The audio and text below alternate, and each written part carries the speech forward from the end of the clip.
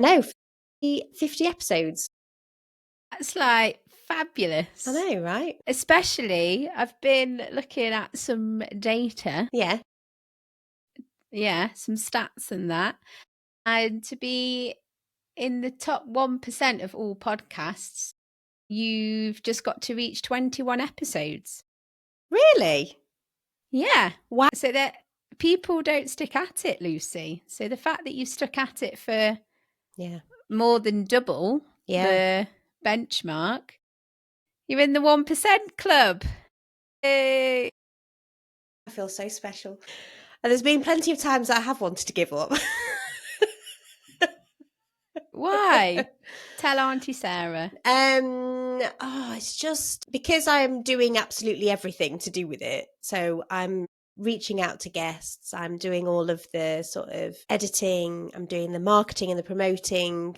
I'm doing just absolutely everything. The thinking, the kind of thinking ahead, planning. It's a lot. It takes a lot of time. I don't think people realize how much time and effort and energy it takes, because even just hosting a podcast, I mean, you'll know because you co-host the SEO Mindset, but to be on camera and to be, engaging and using your voice to communicate ideas and stories, it's a lot. It takes a lot of energy, and I don't think people realize that. Plus, on top of that, work, other responsibilities that we have around the podcast, so wanting to give up, not because I didn't want to do it, just because sustaining it is really tricky when you're on your own. I remember when I started my very first podcast, SEO SAS, back in the day, because me and my co-host were the G.I. Janes of the SEO industry. We thought we were very smart with that. But yeah, I remember when I first thought about doing a podcast, and I was like, it won't take long. Like, how long does it take to record an episode? Not really thinking about all the moving parts around it. Yeah. And it is a commitment. But I think from the people that I've met, you either fall in love with the podcasting or fall in love with having a podcast. So you just put the work in, don't you? Yeah, you make the time. You make the time to do it. And I found that, a lot of the editing happens, certainly when I'm at work, it happens in the evenings, and it has become a priority for me, because I don't know about you, but there's something quite magical about podcasting. It feels very intimate, and the guests that we talk to, the people that we meet along the way, allows us to grow, to learn, to keep learning, and you want to bring that learning to your listeners. Yeah, definitely. I mean, that is something that I didn't think about. So now I have a platform where I can invite people to come and have a really good conversation for half an hour, an hour. And if I didn't have the podcast, I wouldn't have that same platform. I wouldn't be able to be like, oh, come and talk to me, have a virtual coffee. Yes. I imagine people would love to do that, but we're all busy humans. Yeah. But having a podcast, it gives that more of a purpose. And then you get to learn, you get to have these wonderful conversations, and you get to pass that on with your audience. Yeah, I've had so many wonderful conversations on a podcast, made wonderful friends having a podcast. And yeah, like I'm all for it. Sounds like you are too. I think everyone should try it. Yeah. Just to kind of, when I first started, I was so self-conscious, and there are still aspects of sort of hearing my voice and kind of sharing my opinions, my perspectives on certain topics that I shy away from and I worry about. I overthink. Should I say that? Shouldn't I say that? Who am I to think that? There is still that self-doubt. But over time, and sort of witnessing my guests willingness to be vulnerable and to share their experiences with me, I have gained so much confidence.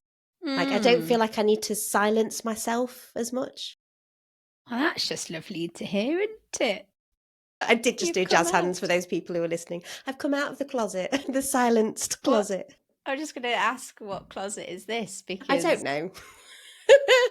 Oh, I've been saying that I'm a recovering perfectionist. I was writing a few things down before we came on to record, and there's been a last week has been very moving for me. There's been a lot of things that have happened this week, some very deep healing going on.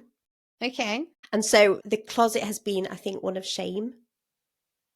It's very deep for 9:15 that we're recording this, but like, shame is just so, it's like a cloak, Yeah. and you become hidden in plain sight. And now you're like, you come out of the closet, the shame closet. You're like, actually, yes, I don't need to be silencing myself anymore.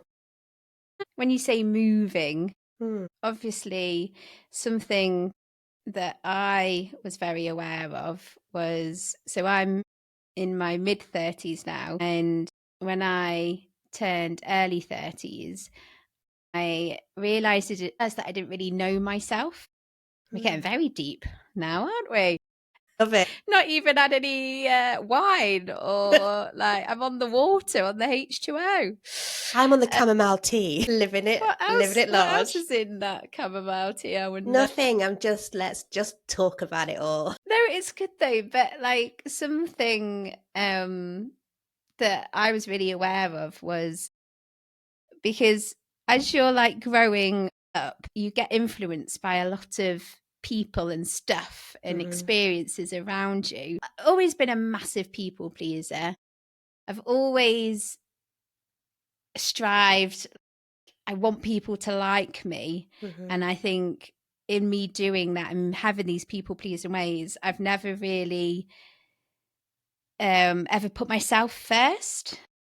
And yeah, like it was a bit of a like journey for me, because I did the therapy, I did the counseling when I hit 30, just to like understand how I tick Hmm. and the shame that I have, or the misconceptions I have. Or a big learning was why I react in different ways. Hmm. Yeah, like I think having, this is going to be a weird segue to going from that to talking about podcasting, but I think podcasting is a very unique medium, in a sense of you get to be creative and you get to try these things and you get to have a voice and you get to learn what your voice is, and you're in a safe space that you're doing it. Hmm. I mean, there is twice a year where I do a live podcast, and I do a podcast in front of an audience, which is Yeah. a whole different kettle of fish, and I really enjoy that. But going back to what you said earlier, when I'm recording my usual Yeah. podcast, it's either me and Tasman or me and a guest, and it's just us two in a room, and you kind of forget about, oh, this is, other people are going to listen to this, don't Yeah. you? Yeah, I realized that I went on a weird segue Oh, I there, love it. going from my journey, and I can relate in some ways. Obviously, it's a bit Hmm. different, but also, I don't know, are we saying podcasting can be therapeutic? I think it is. I absolutely think it is, because it's almost like talk therapy. I don't need a therapist now. I've Oh got a yeah, I've got the podcast. podcast. I think that, I mean, it certainly has been a therapy. You and I met over a year ago, like in the new year of 2024. Yes, because it was my nephew's birthday That's party. right. That's right. Small world. And, doing the 6-week course, and really, I mean, even in that very, very short space of time, there was an element of sort of therapy in some ways, kind of deciding, well, what do you want to create? What is it that you want to say? Mm. What do you want the brand to stand for? What's the mission? How do you want people to feel? And so often when you are in social situations, you go in with those same intentions. It's like, well, what am I trying to say right now? How do I want the other person to feel? How am I feeling in that relation to this other person? So just to quickly add a Mm-hmm. quick thought that's gone in my brain. Go on. So back in the day, I was much more conscious about how the other person was feeling. Whereas now I'm a lot more wary of how I'm feeling. Mm. Like, of course, like I never want someone, I'd never acted a certain way, hopefully, where am I allowed to swear on this podcast? I don't Yeah, go know. for it. Like, I'd never want someone to spend time with me. I'm like, oh, that Sarah's a bit of a dick, isn't she? Like, I'm not. I have never thought that, just for the record.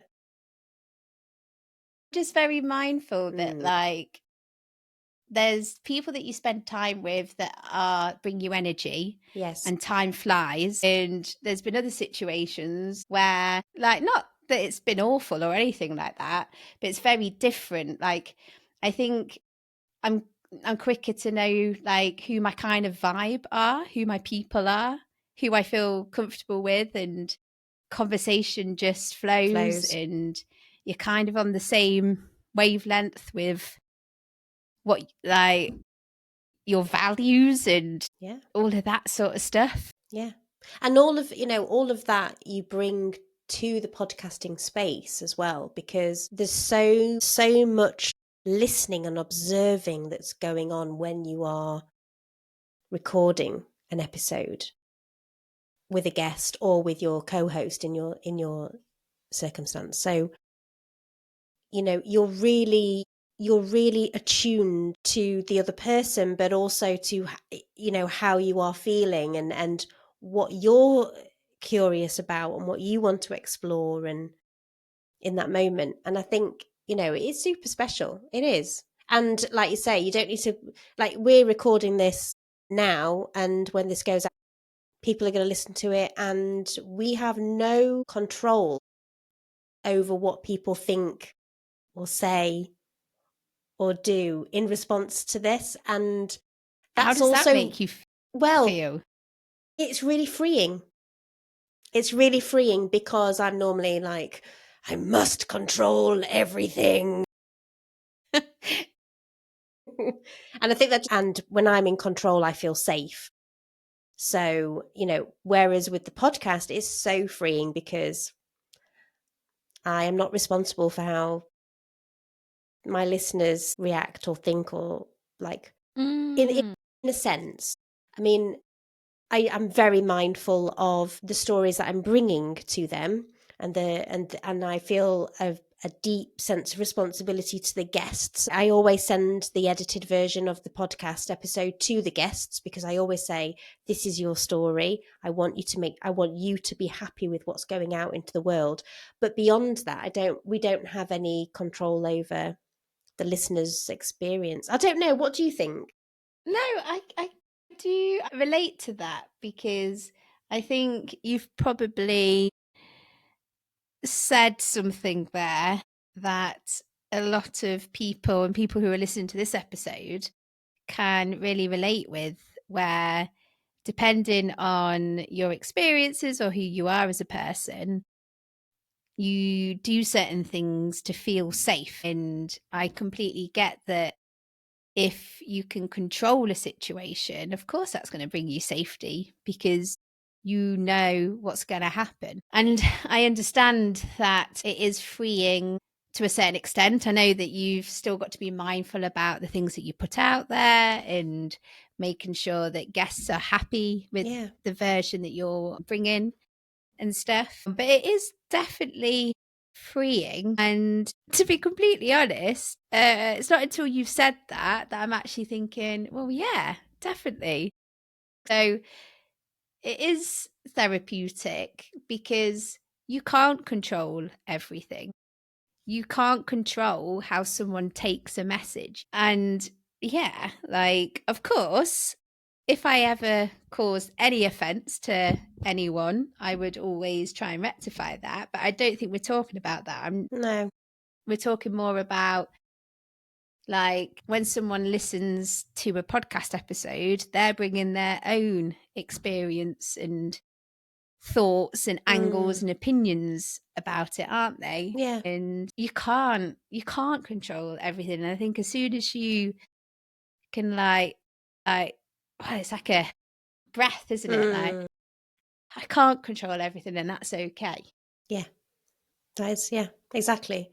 It's interesting thinking about the live podcasts that you do, there is a little less control because it's live. So how I does that feel? So I've always been a performer. This is something that I've come to realize, that if I look back until I was wee little Sarah to Yeah. adult Sarah, there has always been something that I've done that has an element of performance. Okay. Like I'm a bit, there's that certain rush that I'm just drawn to, and I love it. And like, so if I look back, all the stuff that I've got involved with. So at school, when I had to like pick my A levels, I did performing arts and dance. When I went to uni, I studied dance. At uni, I got involved in student radio. When after, can't remember, I don't think it was that long between me getting involved in local student radio, then I found podcasting. There was a bit when I used to play roller derby, and there's like a performance element in that. And this is a very long-winded way of saying, so your question was, how do you feel about when you do a live podcast? It's one of my favorite times. So we do it twice a year, and it's one of my favorite times because I love performing. And I think there's just this weird thing that something's switched on in me, and I love speaking. So, because I thought that and this is very apt for your podcast and topics, but Yes. when I came away from uni and I did SEO, digital marketing, I was like, okay, that's my performance over. Like, I'm not going to do that anymore. But actually, it wasn't long before I was getting up on stage and educating and talking to people. It wasn't long till I pestered my good friend to do the SEO SAS podcast. Yeah. So it's really funny. Like, I think I've always made it happen. Like, I'm a creative person. I love entertaining. I think I like to make people, I don't know, feel good in some way, whether that's they've been heard, they feel joy, laughter, whatever it is. And one of my goals is whenever I am on stage, and another thing that I've recently been doing is moderating. So moderating, emceeing. Yeah. And like I always try, and I feel like I failed if I haven't got a laugh. I always need at least one laugh. So that's a very long-winded way of saying I flipping love a live podcast because that's my vibe. That's my thing. I mean, there's so much in there about this role of the performer, because we perform in every single aspect of our life. You know, it's from the moment we get up, we're performing some sort of role, whether it be, you know, girlfriend, mother, daughter, friend, whatever job we do. But podcaster and who's reached 50 episodes. 50 episodes, yeah. But I think there is something very different when you are in your creative zone, in your creative space, your creative habit, as one of my guests, John, talks about in his episode. When you find your creative habit, whether that be podcasting, dancing, crocheting, baking, whatever it is, the adrenaline, the rush, the energy is very different. Is it a necessity? Is it a luxury? I think Do you mean is creativity or is perform? Creativity is Okay. creativity, but maybe this question is changing, and I think it is changing because Abby, who's another guest who an episode's coming up shortly, she says that creativity is neither a luxury or a necessity. It's an inevitability. Yes. So we need it. It's part and parcel of us being human and creating a life and all of those things. Maybe the luxury is the making money out of it. Mm, The luxury comes when you can make a career out of the creative yeah. habit.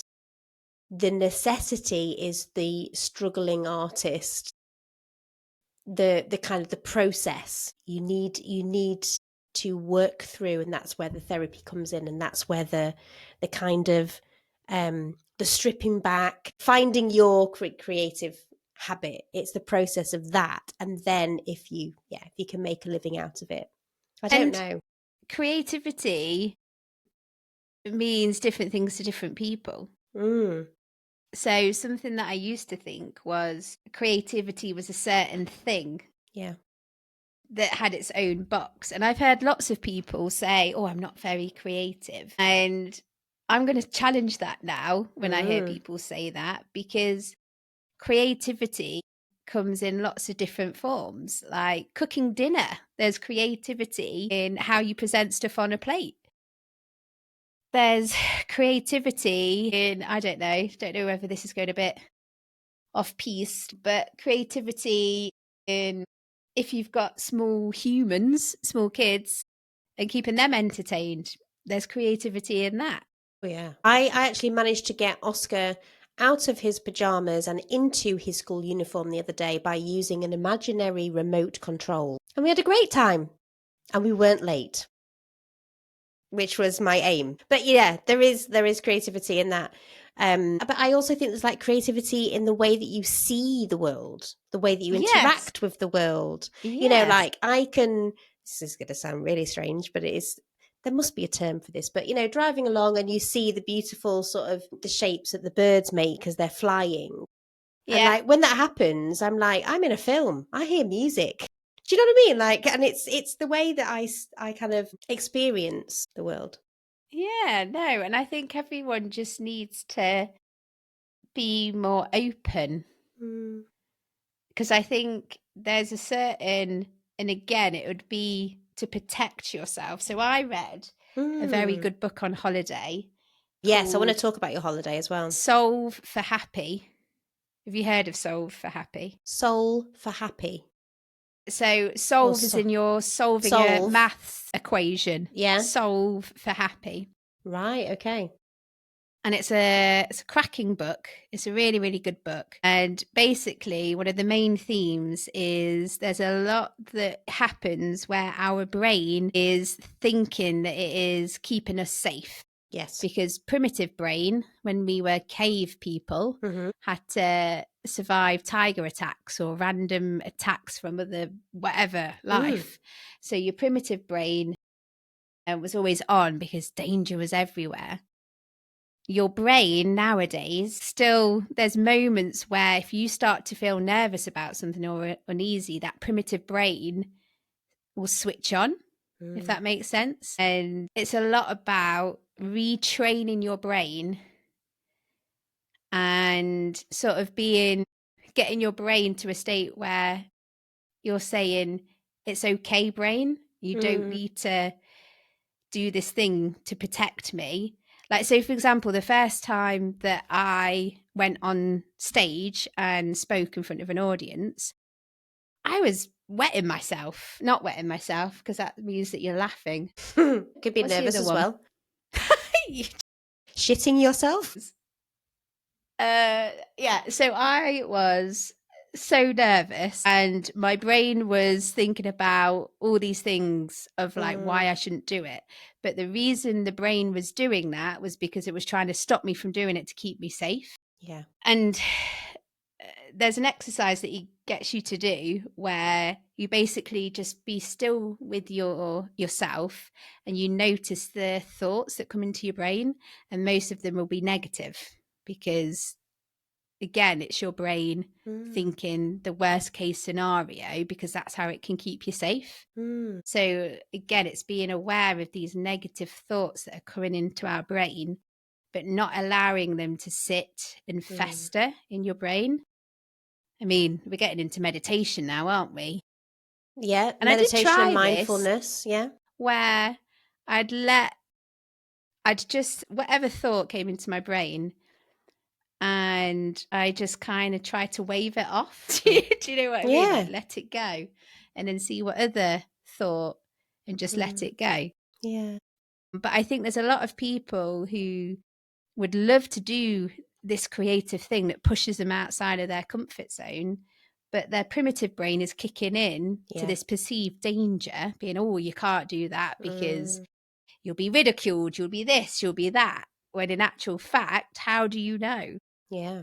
Mostly because that was one of the thoughts, like, oh, what if I go on stage and I say something wrong and everyone like it's thinking negative thoughts. But then I was Mm. thinking, no, people don't think like that. Because I remember when I went to my first conference and I had so much respect for anyone getting up on stage because I was like, well, I would never do that. So, and Yeah. actually, unless you're a dickhead, your people aren't wanting you to fail. No.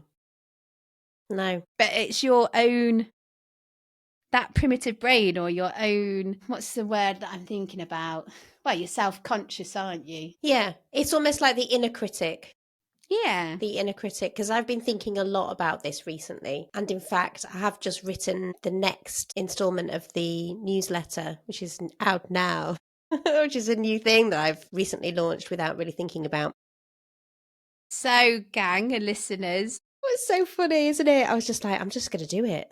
And then I just you press can't breeze publish. past that. You're going to put the link to the show notes so people can sign up. I totally am. Yes, make sure I put it in the show notes. Remember, Lucy. But about the inner critic and how often, and it comes back to the thing that I said at the start, which is about the silencing.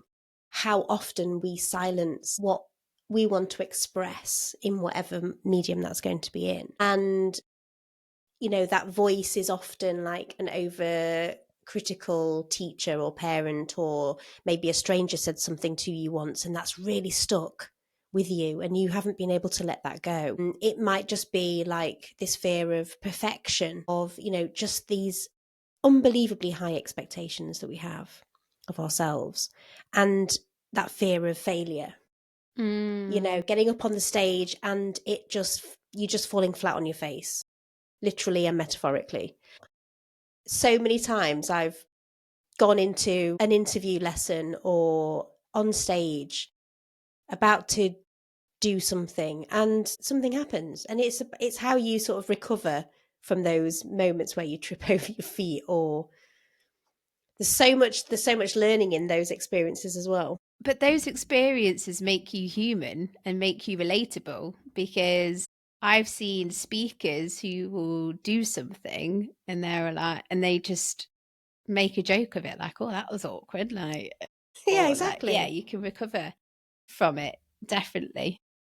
And I think there's something in there as well that you said about the slowing of things down. Just this week we did some qigong and sort of breath work and really slow movement, and, you know, grounding, meeting the earth, reconnecting with nature, and intentionally being much slower. We are just so busy.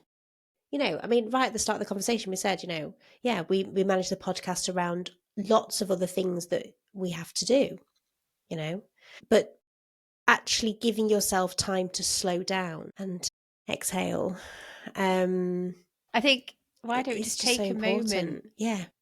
to like breathe, like now, Let's do it. everyone, Yeah, let's do take it. take a breath, Just take a breath. instantly feel better. I know. And it's so simple, isn't it? I remember going on a bit of a rabbit hole with breathing, which sounds, sorry, And now you just can't stop. I hope I can't stop. What do you mean you Dear, went down a rabbit hole? sorry, breathing exercises, Okay. breath work, not just breathing. But no, this makes a good point. Go We on. take breathing for granted because we're like, Totally.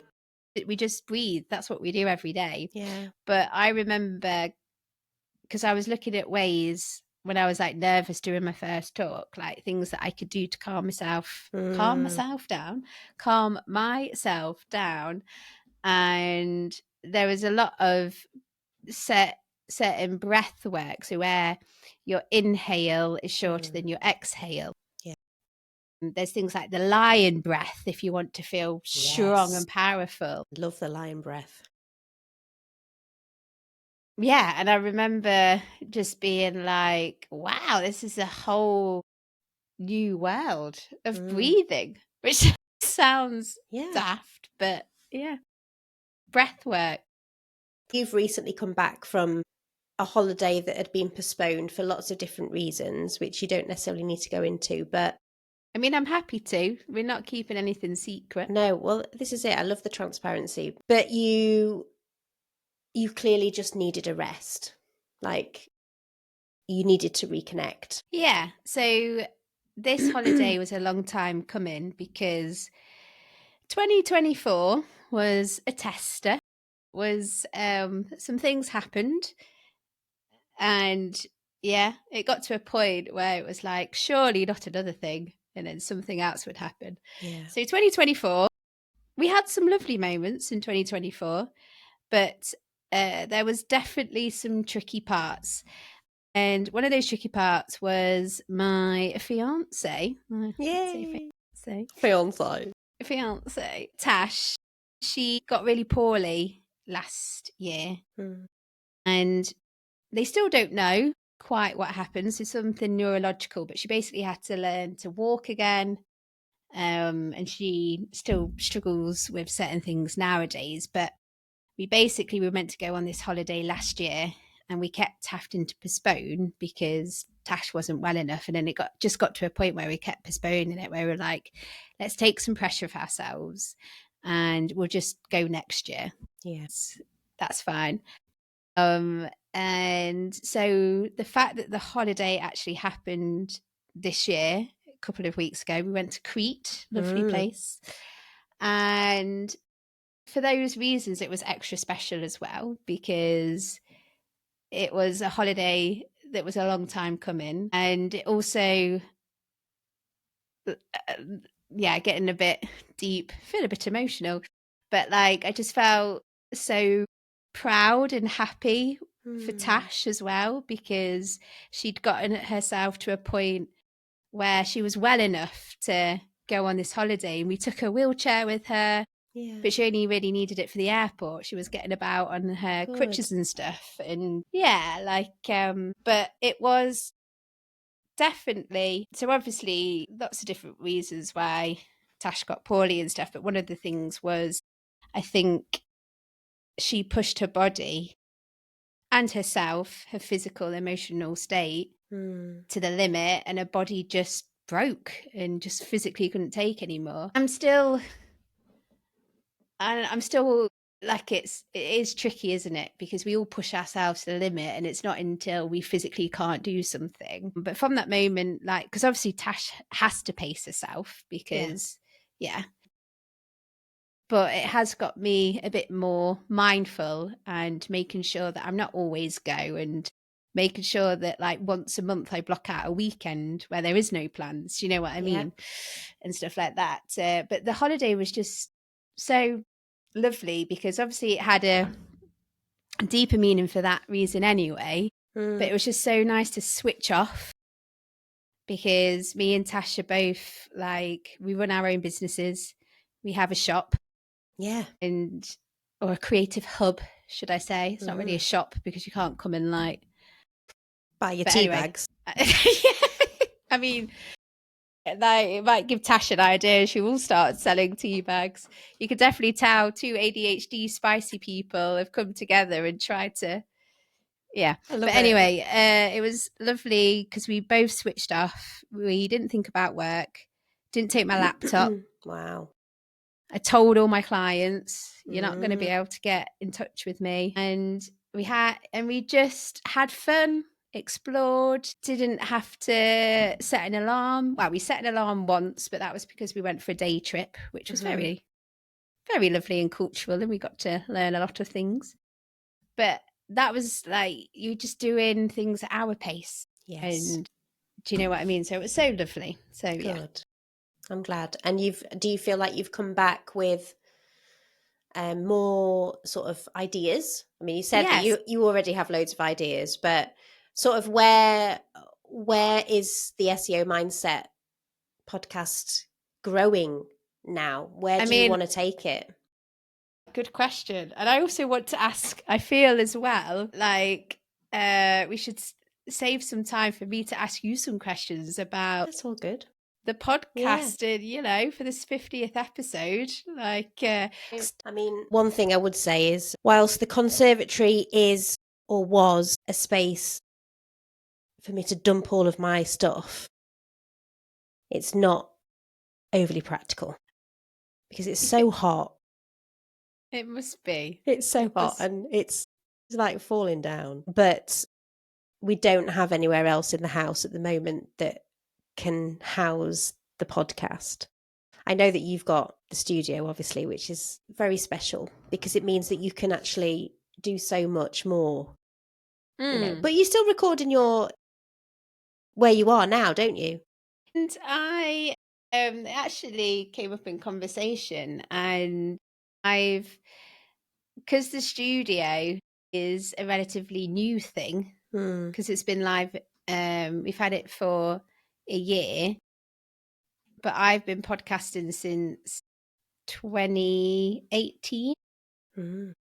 So it's a habit thing for me, like, because I've got myself set up and I've got my home recording studio. Yeah.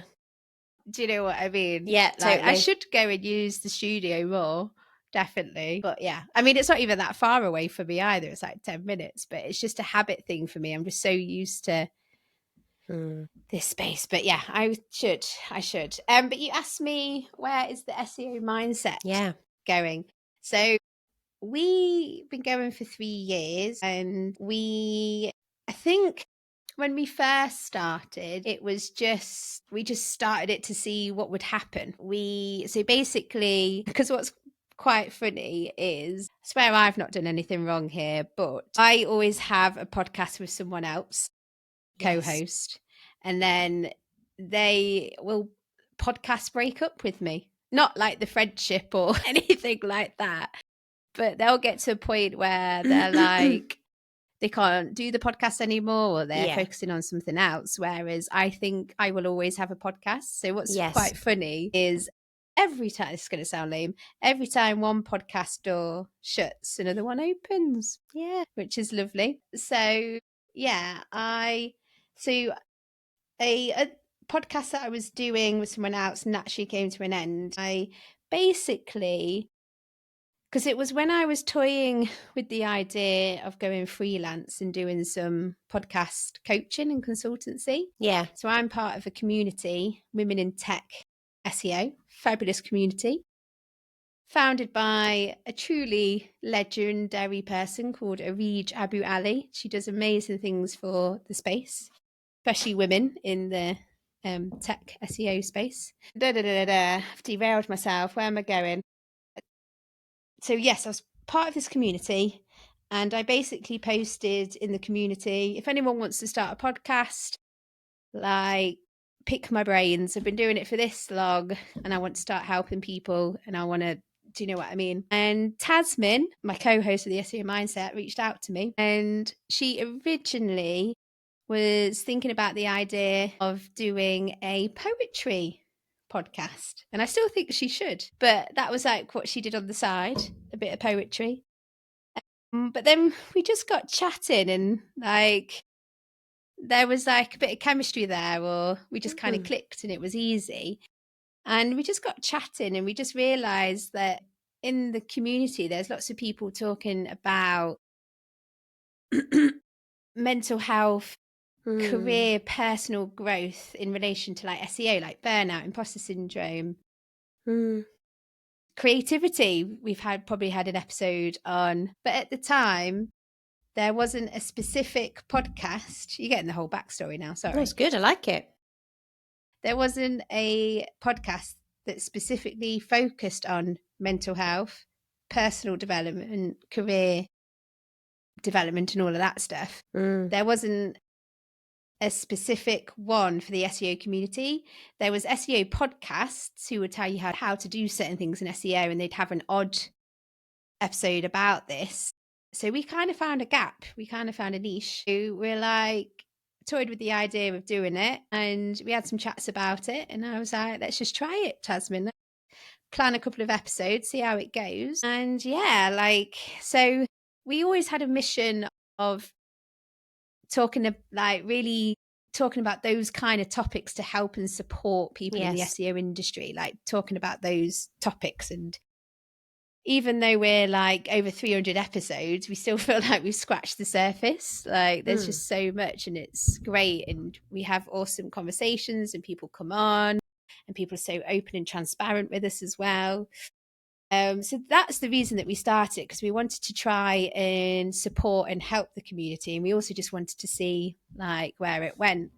And then we're at a point now where, so we're 3 years in, we've grown our numbers. So when we first started, we were getting like 50 to 100 downloads per month. Now we peaked at like 800 a month. So we've grown it. Wow. We've also monetized it. So we've managed to get people to sponsor it, and we've got one-off donations as well from our listeners. We also do the live podcast now. Yeah. And where's it going? So I've never really been a big planner. You know how some people like a plan or a structure, or they're like, okay, this is the 3, 5, 10-year plan.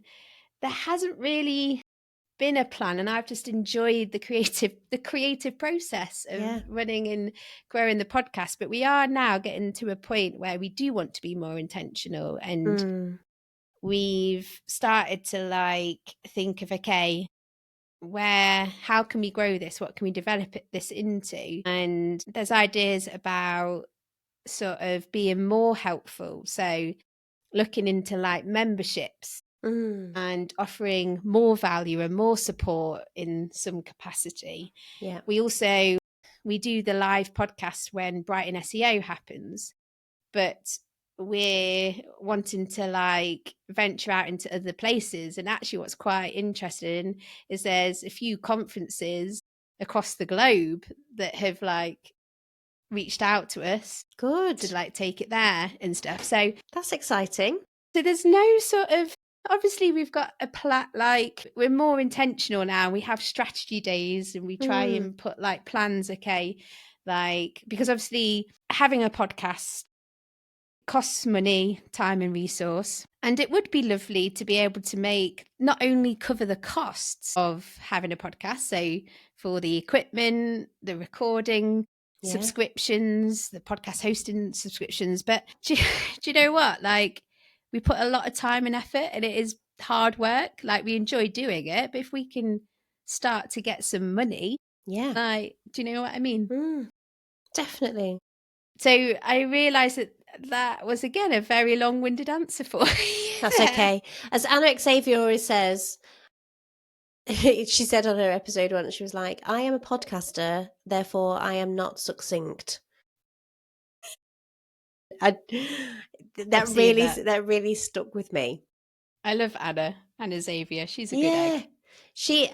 I've really enjoyed listening to her episodes, especially when I'm just driving to and from work. I don't always listen to the whole of the episodes. I just kind of dip in and out, which is, again, another reason why I love like recording podcasts, because people can just take what they can from it, and it doesn't have to be the whole episode. I mean, ideally you want them to listen to ideally I would like you to listen to the whole of the episode. However, sometimes it's just not feasible because life. But yeah, I think she's doing a bit more sort of conference work as well now. I know she was did you see her at the podcast show in London? Yeah. See, I really wanted to go to that, but I just, because of work, I couldn't, but maybe next year. It is a good conference. Right, I'm dying to ask you some Yeah, go on. questions. Am I too dark in here, by the way? I don't have a light in here. You're okay. Well, Am you've I all got right? something light in your face, so Yes. that's fine. So, I'm gonna have to put a lot of breaks in this episode. I mean, you could do it as a two-parter. I might have to. I mean, I like it. I can chat to you forever, but I I'm mean, you just don't have to thinking keep for everything, do you? I no. mean, I'm but yeah. When we first started working together, I remember you saying, you don't have to edit everything, like every little exhale, every like knock of the microphone, all of the the sound of the dog in the street, just leave some of that stuff in because yeah, it doesn't definitely. have to be perfect. I think I'm still at that stage where I You like don't, things just to be and I get right. it. I used to do the same, but now I think podcasting can be a bit more raw in the sense of obviously you want to have good quality audio Yes. and you want good listener experience, but it's a conversation, so those breaths, those Yeah. things are going to happen. Like if we were live on the radio right now. Mm, So but yeah, but yeah. I'm dying to ask you some questions because this is the episode to celebrate you Yeah. reaching 50 episodes, which is no easy feat with the stats that I shared earlier. Yeah. So, congratulations. And I Thank feel a you. bit honoured that you've asked me to be on the 50th episode. So, thank you. It's a That's all special, you're right. pulling a face, Lucy, but it's a special, special moment. So, I'm pulling a yeah, face because, you are the only person for me to think about asking to be on the 50th episode because it's because of you that I am here, in the sense that if I hadn't have gone to the party, and if yeah, I was so nervous about going to that party. It wasn't even a party for adults, it was a children's party. But the thing is, like, um I because of COVID, and that really impacted me and my social scene when I had Oscar, and I didn't know how to be in social situations for such a long time with my child, because all mm, of the clubs and the classes and the mummy groups and things like that, they just weren't part of my maternity leave, and so I was really anxious, and I didn't really know many people there either. But I remember you walking into the party, and I'm thinking, she looks friendly. I'm gonna smile and chat to her. And I remember asking, so what do you do? And you said a podcast host, and I was like, really? Is that a thing? And I was like, okay. But then, we chatted for a little bit, and then I asked your sister for your number. I was like, do you think I could have Sarah's number? And I hadn't even thought, oh, I'm going to start a podcast. It was, mm, if you remember, I was at a dance class, and literally yes, just before the class started, I messaged you and said, I'm thinking of just doing something. What do you think? And you were like, yeah, let's just have a chat about it. yeah. And then the 6-week course, which wasn't really 6 weeks, let's be honest. It was a little bit longer because I kept going, oh, I'm really sorry, but I've got this meeting, or I'm really sorry, but I've got to do this. Life happens. Life Life happened. happens. So yeah, that's 6 weeks plus a couple more. It was really interesting. It was a really interesting process to go through in terms of like branding and the name of the podcast. And, Mm. you guided me through that whole planning stage so brilliantly. Well, thank you. Thank you. But I mean, A-star student, you know. But no, thank you. I'm very appreciative of that feedback. So that's lovely to hear. But so 50 episodes in, do you Mm. feel proud? Yeah, I do feel really proud. I do feel really proud of myself because I don't tend to stick at things. I get really bored and I get obsessive about things, Okay. but the obsessions don't tend to last very long. Short lived. Very, because I'm always on to the next shiny thing. But there is so much potential. I think, with podcasting, with the wilderness of creativity. I feel that there is so much potential there for me to grow and to upskill and potentially explore other avenues in terms of my career. Hmm.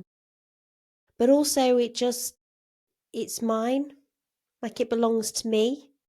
Yeah. And obviously when we started working together, I told you that I was pregnant and it was all very exciting, and then we lost it. And so the podcast genuinely has been something to take my mind off that, and it's like I'm nurturing this thing that I couldn't bring into the world, and so I'm taking care of it, and I'm letting it nourish me as well. Hmm. So it has been a therapy for me. But yeah, I just think it's really exciting. And I think people like it. Of course they do. Of course they do. And it's so, like, obviously, there are no words that I like. Yeah, I'm really sorry about that. But it's hearing you saying that this gave you something to focus Yes. on and nurture. I don't like that got me in the feels, got me in the feels. So I just want to, I wish we were in A person because I'd virtual give you a hug. hug, A I'd give you a virtual hug. squeeze. Yeah. But yeah, and it is really exciting. And I'm so glad that you, yeah, like you do feel proud because you should feel proud because you took an idea and you decided to run with it, which is ballsy in itself. So, pat on the back.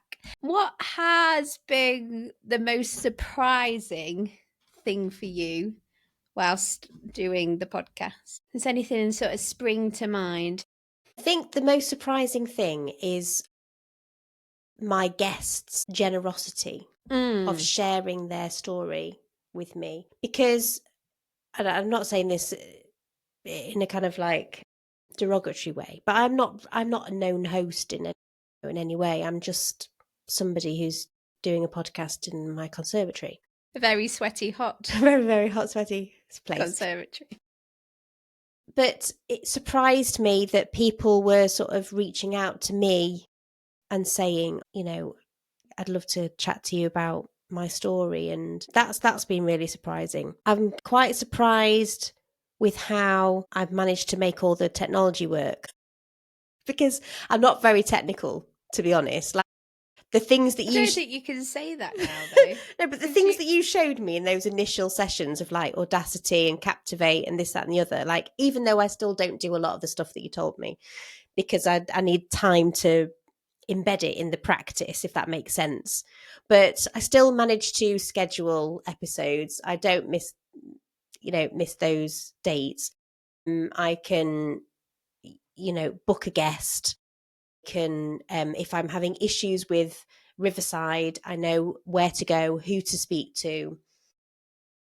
I've started to kind of link up, like we did a YouTube, setting up the YouTube channel, like all of these little aspects of the podcast I have managed to bring together with your help, and then sustain those things as well. So yeah. that's quite hard, because there's, like you said at the start, there's so many moving parts. And I just want to something that's come into my brain here. No one is born an expert. No one. Yeah. Do you know what I mean? But I remember the first time that I saw Audacity, and it's overwhelming. Yeah. The first time that I decided to do a podcast, it is overwhelming. And I think, again, it's that inner critic because Mhm. you forget that there's a learning curve, there's a Yeah. learning process. Like, think about when you're babies, you have to learn how to walk, you have Yeah. to learn how to talk. I don't know Yeah. why I said it like that. That should be like a little jingle. There you go. I'm going to do something with that, just so you You know. got to Learn how how to walk. to walk. Learn how to talk. It's going to sound great with a little sort of drum and bass. My own singing lessons when I was a kid have come in handy. Again, I roped my friend in to do those singing lessons. Or did she rope me in? There was a really funny song that we used to have to sing called Salami Blues. We need to hear this now. Salami Blues. There we go. I knew you'd do it.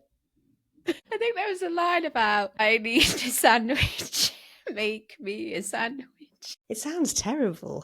God. I like bumblebee tuna. I like bumblebee tuna. That's another sandwich song. Bumblebee. I'd like a sandwich made with bumblebees. Stop. Got a bit hot. Anyway. I don't know why you brought that up. I know why. Because you were saying you had to learn how to do all this stuff. Yes, that's it. And I was just saying that I'm not going to do it again. Like anything that is. I could just hear you doing it. Dear. It's very late. What time is it? I mean, we've been chatting for over an hour. We've gone delusional. But anyway, like, you've got to be kind to yourself. And it's a learning process. And you even weren't very kind to yourself when you were like, I'm still not doing all the stuff. Like, but I you know. are. And again, like, I mean, I do it to myself and I'm a little bit impatient. But yes, I am. But you have to, it's a learning process. Like, of course, you're not going to know. If you're doing something for the first time, something's going to be overwhelming. I know, but now I'm just thinking of all those meetings that we used to have. And then I used to say, oh, I'm really sorry. What am I doing? Like, why can I see two screens? And you going, have you stopped sharing your screen? Or the amount of times that you've told me about Amy. Who the F is Amy? I know who. And I still don't use it. I thought you were going to say still don't know her. I still don't know how to do it properly. I need to just show me. We need some more sessions, Lucy. Oh, God. This is hilarious. Oh. Anyway. Yes. And my last question to you is... Let's get serious. Let's get serious. Breath work. It's all right. I'll edit all this out. What's next in store for you? Where do you want to... Where do you want to go? Well, a little bit like you. I don't really have a plan. I mean, I put something out on my Instagram the other day, and it was like, if you see me talking to myself, we're having a staff meeting. It's literally just me. So if I had a strategic day, I'd be like, what do you think, Lucy? I don't know. What do you think? But in all seriousness, I could imagine you having like little props that you could put on as your costume. Oh, and then do you remember those glasses? Yeah. With the big nose and moustache? Oh my God, I've actually got some of those. I don't even know where they are. They're normally in here. I need to find them. They are literally... Not right now. Come on, stay on. Sorry. Stay on track. Yes, so strategy, I have none. I launched the Substack newsletter because I've been thinking about it for such a long time, and with work and various other things, I just couldn't get my arse in gear, basically. And there was a lot of fear around, well, everybody's on Substack. Am I too late? Am I just following the crowd? What am I going to talk about on Substack? And it actually, I actually went back to a conversation and some feedback that I had from my friend Helen, not anyone's friend Helen. Everyone has a friend called Helen. My friend Helen, and she said to me, are you going to be doing like journals or like some resources and things like that, templates? Because I would love to be able to listen to the episode and then have like some journal prompts that go with the episode to kind of just get me thinking about my creative practice and, reflect on the episode itself. So that sort of idea has been lurking in the background for such a long time, and I don't have time at the moment to create templates or a hard copy of a journal. However, Substack, the newsletter, is going to be effectively that. Okay. So Again, I don't know how often I'm going to release the newsletter. At the moment, I'm thinking it's probably going to be weekly, Mm. because just to gain the momentum, because when I launched the podcast of the summer series, and that really helped sort of gain that momentum and that regularity that get the listeners engaged. So if I think of doing sort of weekly newsletters that just start to unpick the episodes that have already been and gone, so like series 1, but drawing in other episodes. So for example, I've just written the article about the inner critic, and then I've linked 3 other episodes that the listeners can then go and listen to. That's kind of that we when we touch upon that. So that's kind of what I'm thinking. So the newsletter is definitely an area that I'm going to try and develop, and I'm also going to invite contributions from other people as well, so guests but listeners as well, so it becomes more of a collaboration rather than me spouting my ideas and my insights and perspectives and little stories and anecdotes. I did have a meeting with Laura, who is the founder of Mum Rain or Shine. She has a Etsy shop. She creates products, t-shirts, tote bags, cards, all sorts of things. And recently I bought a Cricut machine. Again, I had no idea of what I was going to do, other than I thought I could maybe start creating some merchandise to go alongside the podcast. Love a bit of merch.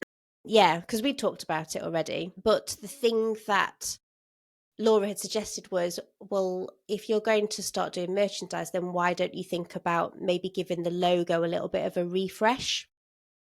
So that's kind of in the pipeline, because then the logo will be mine, so to speak, because obviously, yes, I did create that logo, bringing different elements together, but Laura's going to kind of just tidy it up a little bit, simplify it perhaps, and then that is going to be plastered everywhere. So it's going to go on mugs and cups and plates and notebooks and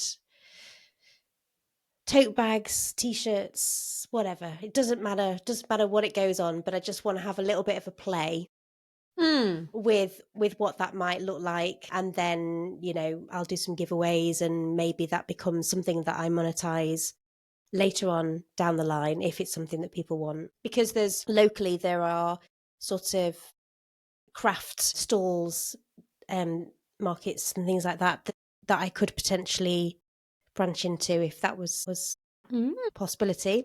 That idea has literally just come to me, so I don't know if that's going to happen. I'm manifesting that.